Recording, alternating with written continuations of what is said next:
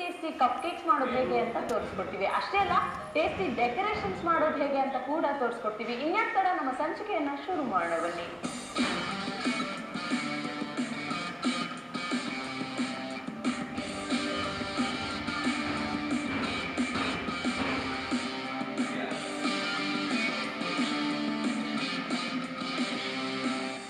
Okay ವೀಕ್ಷಕರೇ, cup cakes ಮಾಡೋದು ಹೇಗೆ ಅನ್ನೋದನ್ನ ತೋರಿಸ್ಕೊಡೋಕೆ ನಮ್ಮ ಜೊತೆ ಇವತ್ತು ರಾಧಿಕಾ ಅವರಿದ್ದಾರೆ. ಬನ್ನಿ ಅವ್ರನ್ನ ಕಾರ್ಯಕ್ರಮಕ್ಕೆ ಸ್ವಾಗತಿಸೋಣ. Radhika, welcome to ladies time. So cupcakes ಯಾವ ಫ್ಲೇವರ್ ಏನು ತೋರಿಸ್ಕೊಡ್ತಾ ಇದ್ದೀವಿ? ಇವತ್ತು ನಾವು ವೆನಿಲಾ ಕಪ್ ಕೇಕ್ಸ್ ಮಾಡ್ತೀವಿ. 2 ಥರದ್ದು, ಒಂದು ಮೊಟ್ಟೆ ಇರೋದು, ಒಂದು ಮೊಟ್ಟೆ ಇಲ್ಲದೆ ಇರೋದು. ಓಕೆ, ಏನು ಡಿಫ್ರೆನ್ಸ್ ಆ್ಯಕ್ಚುಲಿ ಎಗ್ಲೆಸ್ಸು ಎಗ್ ಇರೋ ಕಪ್ ಕೇಕ್ನಲ್ಲಿ ಎಗ್ನ ಬೀಟ್ ಮಾಡಿದಾಗ ಚೆನ್ನಾಗಿ ನೊರೆ ಬರುತ್ತೆ. ಸೊ ಅದರಿಂದ ಸಾಫ್ಟಾಗಿ ಆಗುತ್ತೆ. ಸೊ ಎಗ್ ಇಲ್ಲದೆ ಇರೋದ್ರಲ್ಲಿ ಎಗ್ನ ನಾವು ಸಬ್ಸ್ಟಿಟ್ಯೂಟ್ ಮಾಡಬೇಕು. ಅದನ್ನು ಹೆಂಗೆ ಮಾಡೋದು ನಾನು ತೋರಿಸ್ಕೊಡ್ತೀನಿ, ನಿಮ್ಗೆ ಅವಾಗ ಚೆನ್ನಾಗಿದೆ. ಓಕೆ ವೀಕ್ಷಕರೇ, ಡೆಮಾನ್ಸ್ಟ್ರೇಷನ್ ನಿಮ್ಮ ಮುಂದೆ.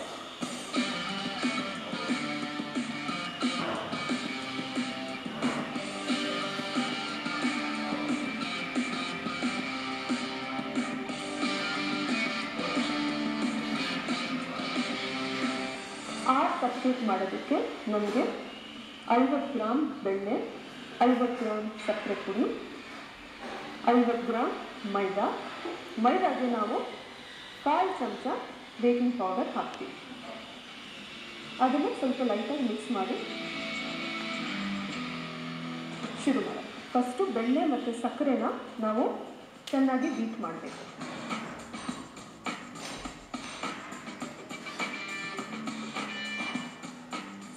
ಸಕ್ಕರೆ ಪುಡಿ ಮಾಡಿ ಹಾಕಿದ್ರೆ ಒಳ್ಳೆಯದು, ಅದು ಚೆನ್ನಾಗಾಗುತ್ತೆ. ನೋಡಿ, ಈ ಥರ ಸಾಫ್ಟಾಗಿ ಸ್ಮೂತ್ ಆಗಬೇಕು, ಅಷ್ಟವರೆಗೂ ಬೀಟ್ ಮಾಡಬೇಕು ನಾವು. ಇದಕ್ಕೆ ನಾವೀಗ ಒಂದು ಅರ್ಧ ಚಮಚ ವೆನಿಲಾ ಎಸೆನ್ಸ್ ಹಾಕ್ತೀವಿ. ಇದಾದಮೇಲೆ 1 ಮೊಟ್ಟೆ,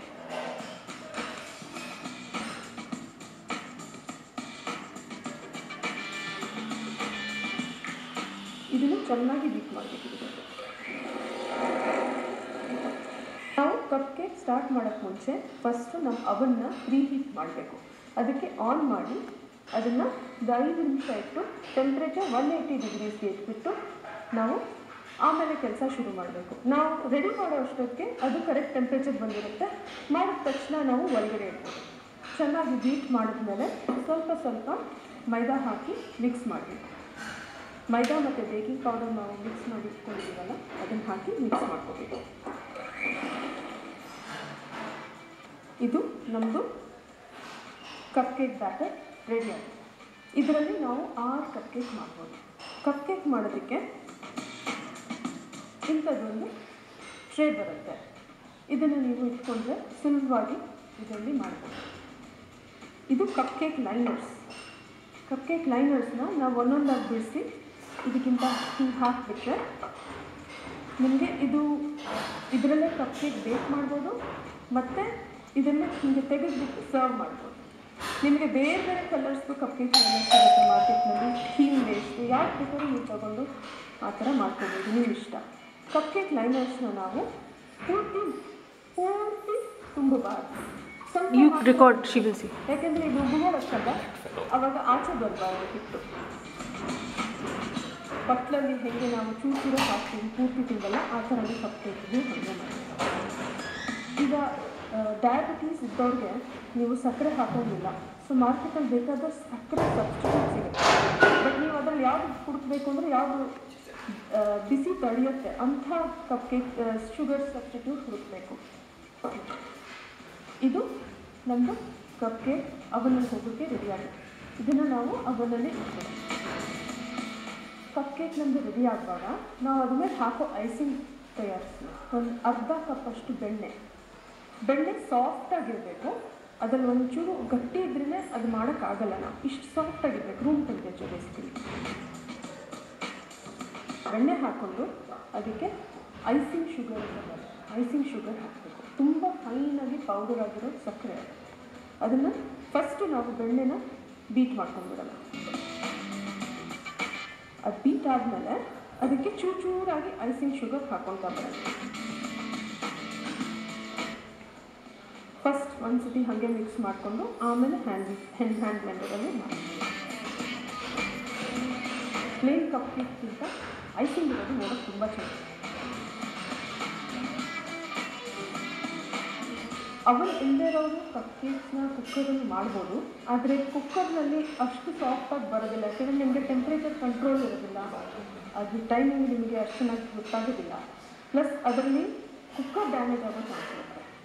ಸೊ ಕಪ್ ಕೇಕ್ ಮಾಡೋರು ಐದರ್ OTG ಇಟ್ಕೋಬೋದು, ಇಲ್ಲ ಕನ್ವೆಕ್ಷನ್ ಮೈಕ್ರೋವೇವಲ್ಲೂ ಮಾಡ್ಬೋದು. ಐಸಿಂಗ್ ಶುಗರ್ ನಾವು ಒಂದು ಬೆಣ್ಣೆ ಎಷ್ಟು ತಗೋತೀವೋ ಅದ್ರದ್ದು 4ರಷ್ಟು ಐಸಿಂಗ್ ಶುಗರ್ ಹಾಕೋಬೋದು. ನಿಮಗೆ ಅದು ತುಂಬ ಜಾಸ್ತಿ ಸಿಹಿ ಅನ್ಸಿದ್ರೆ ಬೇಕಾದ್ರೆ ನೀವು ಐಸಿಂಗ್ ಶುಗರ್ ಒಂಚೂರು ಕಮ್ಮಿ ಮಾಡ್ಕೋಬೋದು, ಒಂಚೂರು ಉಪ್ಪು ಹಾಕೋಬೋದು, ಅದರಿಂದ ಸ್ವಲ್ಪ ಸಿಹಿ ಮಾತ್ರ ಕಮ್ಮಿ ಆಗುತ್ತೆ. ಇವಾಗ ನೋಡಿ, ಇದು ಸ್ವಲ್ಪ ಗಟ್ಟಿಯಾಗಿ ಕಾಣಿಸ್ತಾ ಇದೆ. ಇದು ನಾವು ಸ್ಮೂತ್ ಮಾಡ್ಕೊಳ್ಳೋಕ್ಕೆ ಫಸ್ಟ್ ಫ್ಲೇವರ್ ಮಾಡೋಕ್ಕೆ ಒಂಚೂರು ವೆನಿಲಾ ಎಸೆನ್ಸ್ ಹಾಕೋಣ. ಆಮೇಲೆ ಇದನ್ನು ಬೀಟ್ ಮಾಡಿ ಇನ್ನೂ ಗಟ್ಟಿ ಅನಿಸಿದ್ರೆ ಒಂಚೂರು ಹಾಲು ಹಾಕೋಬೋದು. ಹಾಲು ಸ್ವಲ್ಪನೇ ಹಾಕ್ಕೊಳ್ಳಿ, ತುಂಬ ನೀರು ಮಾಡೋದು ಬೇಡ. ನಿಮಗೆ ಫ್ಲೇವರ್ ಬೇರೆ ಬೇಕು, ವನ್ಲಾ ಬೇಡ ಅಂದರೆ ಬೇಕಾದ್ರೆ ಪೈನಾಪಲ್ ಎಸೆನ್ಸ್ ಹಾಕೋಬೋದು, ಆರೆಂಜ್ ಎಸೆನ್ಸ್ ಅಥವಾ ಮ್ಯಾಂಗೋ ಎಸೆನ್ಸ್ ಯಾವ್ದು ಬೇಕಾದ್ರೂ ಹಾಕ್ಕೊಳ್ಳಿ. ಇವಾಗ ನೋಡಿ, ಈ ಕನ್ಸಿಸ್ಟೆನ್ಸಿ ಸರಿಯಾಗಿದೆ, ಸಾಫ್ಟಾಗಿದ್ದರೆ ನೀವು ಕಪ್ ಕೇಕ್ ಮೇಲೆ ಹಚ್ಚುವಾಗ ಅದು ಕಪ್ ಕೇಕ್ ಮುರಿಯೋದಿಲ್ಲ. ಪ್ಲಸ್ ನೀವು ಅಕಸ್ಮಾತ್ ಪೈಪ್ ಮಾಡ್ತೀರಾ, ಅದನ್ನು ಡಿಸೈನ್ಸ್ ಮಾಡಬೇಕು ಅಂದರೆ ಅದು ಸುಲಭವಾಗಿ ಬರುತ್ತೆ. ನಮಗಿವಾಗ ಐಸಿಂಗ್ ರೆಡಿಯಾಗಿದೆ. ಅದನ್ನು ನಾವು ಕಪ್ ಕೇಕ್ ಹಾಕೋದಕ್ಕೆ ಈ ಥರ ಡಿಸ್ಪೋಸಬಲ್ ಐಸಿಂಗ್ ಬ್ಯಾಗ್ಸ್ ಬರುತ್ತೆ. ಇದಿಲ್ಲ ಅಂದ್ರೂ ನಿಮಗೆ ಮೆಹಂದಿ ಕೋನ್ ಹೆಂಗೆ ಮಾಡ್ಕೋತಾರೋ ಆ ಥರ ಕೋನ್ ಮಾಡ್ಕೊಂಡಿದ್ದೀವಿ. ಕೋನ್ ಬೇಕು, ಇಂಥ ನಾಸಲ್ಸ್ ಬೇಕು, ಅದರಿಂದ ಐಸಿಂಗ್ ಡಿಸೈನ್ ಬೇರೆ ಥರ ಮಾಡ್ಬೋದು. ಹೇಗೆ ಲೋಡ್ ಮಾಡೋದು ತೋರಿಸ್ಕೊಡ್ತೀನಿ.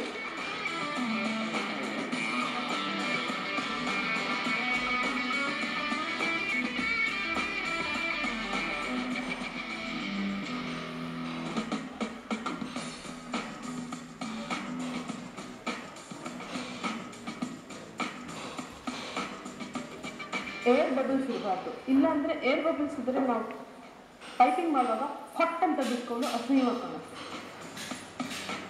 ಇಲ್ಲಿವರೆಗೂ ಐಸಿಂಗ್ ಬಂದು ರೆಡಿಯಾಗಿದೆ. ಇವಾಗ ನಮ್ಮ ಕಪ್ ಕೇಕ್ ಆಗಿರೋದನ್ನು ಕೂಲ್ ಮಾಡಿ ಅದ್ರ ಮೇಲೆ ಐಸಿಂಗ್ ಮಾಡಬೇಕು. ಇವಾಗ ನಮ್ಮದು ಕಪ್ ಕೇಕ್ ರೆಡಿ ಆಗಿದೆ, ಅವನಿಂದ ತೆಗೆಯೋಣ. ಒಂದು ಶಾರ್ಪ್ ನೈಫ್, ಫುಲ್ ನೈಫ್ನ ಒಳಗೆ ಹಾಕಿ ನೋಡಿ, ಆಚೆ ಕ್ಲೀನಾಗಿ ಬಂತು ಅಂದರೆ ಅದು ರೆಡಿ ಆಗಿದೆ. ಇದೀಗ ಹಣ್ಣು ಐಸಿಂಗ್ ಗನ್ನ ನಾವು ಈ ಥರ ಹಾಕ್ಕೊಂಡು ಹಿಂಗೆ ಪ್ರೆಸ್ ಮಾಡ್ತಾ ರೋಲ್ ಮಾಡ್ತಾ ಒಂದು ಒಳ್ಳೆ ಹೂವು ಆಯಿತು. ಇದನ್ನು ಇನ್ನೂ ಅಲಂಕಾರ ಮಾಡಬೇಕು ಅಂದರೆ ಸ್ವಲ್ಪ ಕಲರ್ಡ್ ಶುಗರ್, ಕಲರ್ಡ್ ಸ್ಪ್ರಿಂಕಲ್ಸ್ನ ಇದ್ರ ಮೇಲೆ ನೀವು ಉದಿಸ್ಬೋದು. ಕಲರ್ ಸ್ಪ್ರಿಂಕಲ್ಸ್ ಅಥವಾ ಜೆಮ್ಸ್ ಅಥವಾ ಚಾಕ್ಲೇಟ್ ಚಿಪ್ಸ್ ಯಾವ್ದು ಬೇಕಾದ್ರೂ ಹಾಕ್ಬೋದು. ಇವಾಗ ಅದು ಒಂದು ಹೂವಿಂದಾಯಿತು. ಇವಾಗ ಸ್ಟಾರ್ಸ್ ಥರ ಮಾಡೋದು. ಸ್ಟ್ರೈಟಾಗಿ ಇಟ್ಕೊಂಡು ನೋಡಿ, ಈ ಥರ ಇದೊಂದು ಬೇರೆ ಥರ. ನಿಮಗೆ ಇದೆಲ್ಲ ಮಾಡೋದು ಬೇಡ ಅಂದರೆ ಬೇಕಾದ್ರೆ ಒಂದು ಸ್ವಲ್ಪ ಇದನ್ನು ಹಾಕಿಬಿಟ್ಟು ಹಾಗೆ ನೀವು ಸ್ಮೂತ್ ಮಾಡಿ ಮಾಡ್ಬೋದು. ನೀಟ್ ಫಿನಿಶ್ ಬರುತ್ತೆ.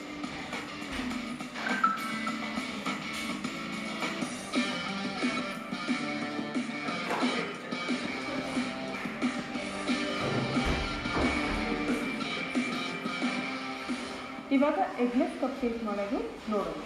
50 ಗ್ರಾಮ್ ಬಟರ್, 75 ಗ್ರಾಮ್ ಮೈದಾ, 50 ಗ್ರಾಮ್ ಸಕ್ಕರೆ, ಬೇಕಿಂಗ್ ಪೌಡರ್ 1 ಚಮಚ, ಸೋಡಾ 1 ಚಮಚ, ಹಾಲು 1/4 ಕಪ್ ಮತ್ತು ವೆನಿಲಾ ಎಸೆನ್ಸ್ 1 ಚಮಚ. ಫಸ್ಟ್ ನಾವು ಸ್ಟಾರ್ಟ್ ಮಾಡೋದು ಮೊದಲು ಮೈದಾ ಮತ್ತು ಬೆಣ್ಣೆ ಎರಡೂ ಮಿಕ್ಸ್ ಮಾಡ್ಕೋಬೇಕು.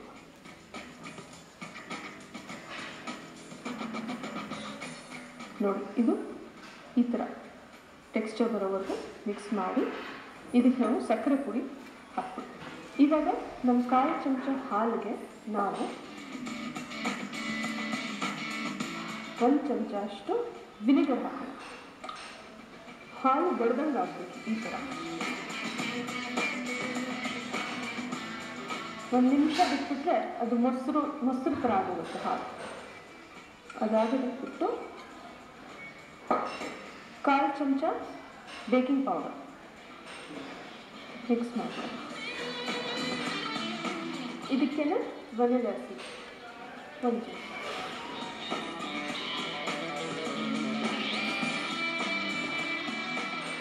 ನೋಡಿ ಹೇಗೆ ಮೊಸರು ಥರ ಆಗಿದೆ, ಒಡೆದು ಹಾಲು ಈ ಥರ ಇರಬೇಕು.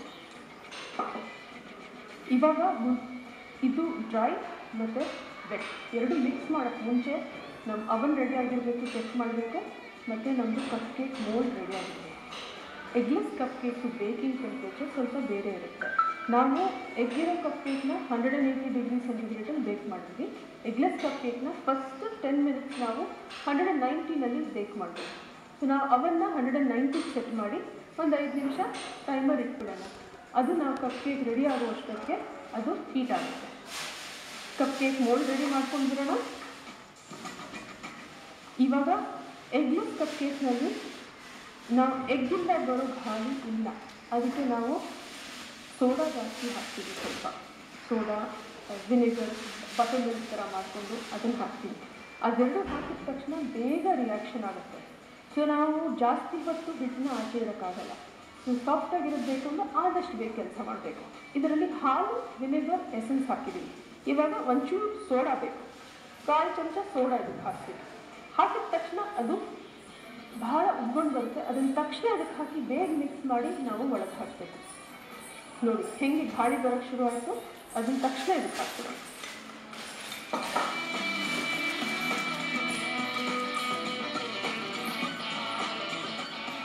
ಸೋಡಾ ಬದಲು ಈಸ್ಟ್ ಎಲ್ಲ ಯೂಸ್ ಮಾಡೋ ಹೋಗಿಲ್ಲ. ಇದು ಕಪ್ ಕೇಕ್. ಈಸ್ಟ್ ಏನಿದ್ರು ಬರೀ ಬ್ರೆಡ್ಗೆ ಮಾತ್ರ ಸಾಫ್ಟ್ನೆಸ್ ಕೊಡುತ್ತೆ. ಇದಕ್ಕೆ ಸೋಡಾ ಹಾಕಲೇಬೇಕು. ಅವನಿಗೆ ಹೋಗೋಕ್ಕೆ ರೆಡಿಯಾಗಿ 190ಗೆ ನಾವು 10 ನಿಮಿಷ ಬೇಕ್ ಮಾಡಬೇಕು. ಆಗಿದೆ ಅನಿಸುತ್ತೆ. ಇವಾಗ ನಮ್ಮದು ಕಪ್ ಕೇಕ್ಸು ತೆಗೆದು ನೋಡೋಣ. ಸೇಮ್ ಕೆಲಸ, ಕ್ಲೀನಾಗಿ ಬರಬೇಕು, ಹಾಗಂದ್ರೆ ಬೆಂದಿದೆ ಅಂತ. ಇವಾಗ ಅದಕ್ಕೆ ಐಸಿಂಗ್ ಹೆಂಗೆ ಮಾಡೋದು ತೋರಿಸ್ಕೊಂಡು. ಎಗ್ಲೆಸ್ ಕಪ್ ಕೇಕ್ಗೆ ಮತ್ತು ಎಗ್ಗಿರೋ ಕಪ್ ಕೇಕ್ಗೆ ಸೇಮ್ ಐಸಿಂಗ್ ನೀವು ಹಾಕ್ಬೋದು. ಆದರೆ ನೀವು ಅದನ್ನು ಡಿಫ್ರೆನ್ಷಿಯೇಟ್ ಮಾಡಬೇಕು ಅಂದರೆ ಬೇರೆ ಥರ ಡೆಕೋರೇಷನ್ ಹಾಕ್ಬೋದು, ಇಲ್ಲ ಐಸಿಂಗಲ್ಲಿ ಬೇರೆ ಕಲರ್ ಮಾಡಿಕೊಂಡು ಇಡ್ಬೋದು. ಸೊ ದಟ್ ಎಲ್ಲರಿಗೂ ಗೊತ್ತಾಗುತ್ತೆ ಯಾರು ಎಗ್ ಮೊಟ್ಟೆ ತಿನ್ನೋದು ಅವ್ರು ಆರಾಮಾಗಿ ಎಗ್ಲೆಸ್ ಕಪ್ ಕೇಕ್ ತಿನ್ಕೋಬೋದು. ಓಕೆ ವೀಕ್ಷಕರೇ, ಕಪ್ ಕೇಕ್ಸ್ ಮಾಡೋದು ಹೇಗೆ ಅಂತ ನೋಡಿದ್ರಲ್ಲ. ಓಕೆ ರಾಧಿಕಾ, ಯೂಶ್ವಲಿ ಬೇಕ್ರೀಸಲ್ಲಿ ನೋಡಿದಾಗ ಲೈಕ್ ಕಾಂಪ್ಲಿಕೇಟೆಡ್ ಡಿಸೈನ್ಸ್ ಅಂತ ಅನಿಸ್ತಾ ಇತ್ತು. ಯು ಶೋಡ್ ಇಟ್ ಲೈಕ್ ತುಂಬ ಈಸಿ ಮಾಡೋದು ಅನ್ನೋದನ್ನ ತೋರಿಸ್ಕೊಡ್ರಿ. Thank you so much.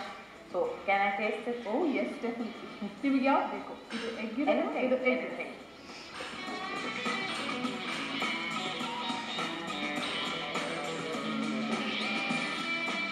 Very tasty, super ಆಗಿದೆ. ಸೀರಿಯಸ್ಲಿ ಎಗ್ಗೂ ಎಗ್ಲೆಸ್ಗೂ ಆ್ಯಕ್ಚುಲಿ ಡಿಫ್ರೆನ್ಸ್ ಗೊತ್ತಾಗ್ತಾಯಿಲ್ಲ. ದಟ್ಸ್ ದ ಬೆಸ್ಟ್ ಪಾರ್ಟ್ ಅಂತ ಹೇಳ್ಬೋದು. Thank you so much. ನಿಮ್ಮ ಟೈಮ್ನ ನಮಗೆ ಕೊಟ್ಟು ನಮಗೆ ಕಪ್ ಕೇಕ್ಸ್ ಮಾಡೋದು ಹೇಳ್ಬೋದು.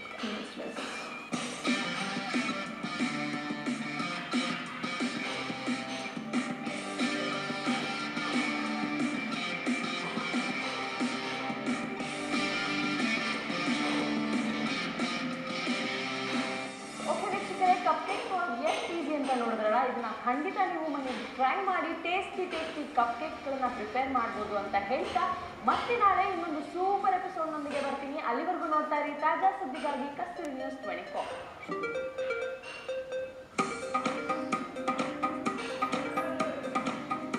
That's okay, no?